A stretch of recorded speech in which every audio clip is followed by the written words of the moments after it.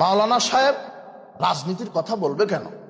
আপনি হুজুর মানুষ, একটু অজু গোসল কুলুপ ঢিলা শিখাবেন, আপনি রাজনীতির কথা বলবেন কেন? যে বলছে সে অজু জানে না, যে আমাকে বলছে যে মাওলানা মানুষ আপনি হুজুর মানুষ, আপনি ঢিলা কুলুপের ফজিলত শিখাবেন, আপনি রাজনীতির কথা বলতে গেছেন কেন? কাপুরুষ, রাজনীতি তুমি করবে? রাজনীতি আলেম করবে, রাজনীতি আলেম বুঝে। এই পৃথিবী আল্লাহ, এই পৃথিবী বিধান চলবে কার? আল্লাহ। তুমি তো সামান্য মাত্র 56,000 বর্গ মাইলের একটা ইউনিটের সভাপতি, তাই তুমি আমাকে বলছো রাজনীতি তুমি করবা? ওমর ইবনুল খাত্তাব ছিল অর্ধ পৃথিবীর প্রধানমন্ত্রী। বলো তো কি পৃথিবীর?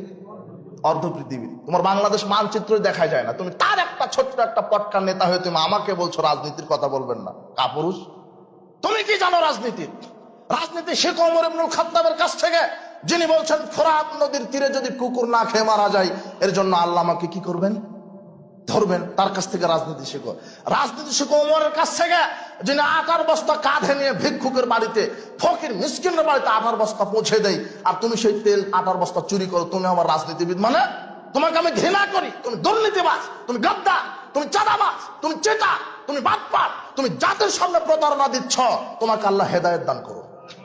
তুমি কি বুঝো রাজনীতির? তুমি কি বুঝো? রাজনীতির উল্টাটাই হচ্ছে দুর্নীতি, এটাই তুমি বুঝো। আশ্চর্য কথা, তুমি কি বুঝেছ? তুমি তো বাংলাদেশের নেতা, তুমি তো বাংলাদেশে নেতৃত্ব দিয়ে থাকো। এদেশ মুসলমান, এদেশে মুসলমানের, এই দেশ চলবে আল্লাহর বিধানে, এটাই আক্ষেপ। আল্লাহ, তুমি আমাদের এই রাহাজানি, তুমি আমাদের এই আক্ষেপ তুমি কবুল করো, বাংলাদেশে তাওহীদ প্রতিষ্ঠা করো। আল্লাহ তুমি কবুল করো।